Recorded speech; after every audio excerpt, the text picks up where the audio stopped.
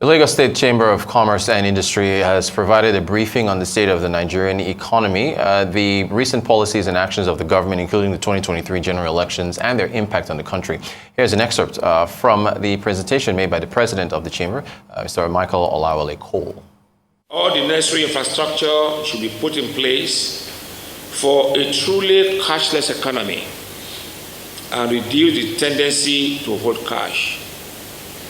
We all know during the hard times when there was no money around, people fell back to transfer. There was pressure on that system. That system was not made for that pressure it was facing. What happened? Most transfers were failing. And that caused trouble in many places.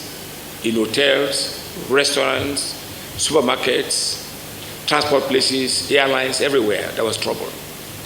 You can't get cash to buy, you can't transfer. What then do you do? And that stalled business. And I think the chamber should do a research as to what we have actually lost in that process. Just for the future, to let government know. So that when we are planning things, we must do it with a lot of caution and a lot of plan to ensure that it will work and avoid this frustration that I've passed through.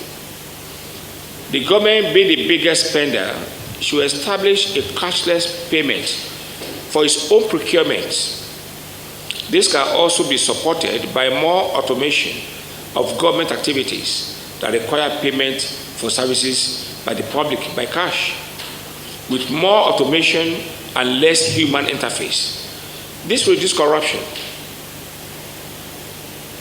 It also makes things be fast. It's going people to queue to go and pay 1,000 naira. We commend the federal government's planned policy that all payments from the public treasury beyond the threshold approved for daily cash limit by the Central Bank of Nigeria must be done electronically with effect from March 1 this year.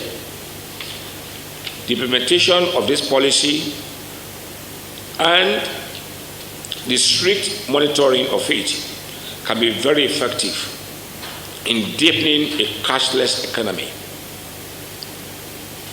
I want to commend Mr. President. He means well in most things he has done. But the trouble has been implementation by people who are put in charge. And that's why it's easy to criticize those who are in government. Then when you get in there, you now know it's a different ball game. Therefore, the president is one person. He has ministers, he has people, he has people in the civil service. They all must do their job.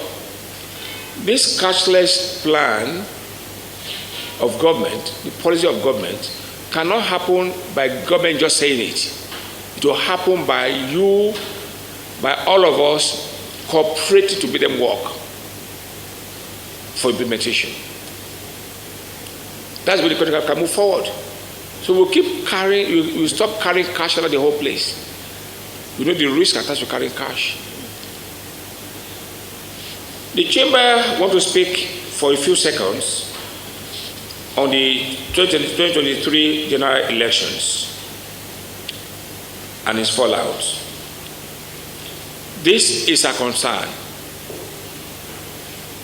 because if things go on well, the economy of the country will stand strong. If things are done wrongly, we'll get to a state of violence, instability, the economy will be in trouble. And that's our interest. We don't want that to happen. We want to say here that while Nigeria's presidential and National Assembly elections held 25th of February 2023,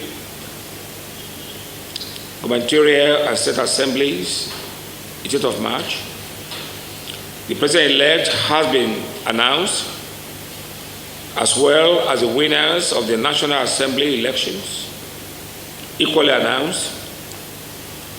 Virtually all of the 28 states governors with their legislatures have been announced. The ruling party won the majority of these states. There were noted challenges, most importantly around the workability of the beavers. We also know the issue of insecurity and authenticity of resorts, among others.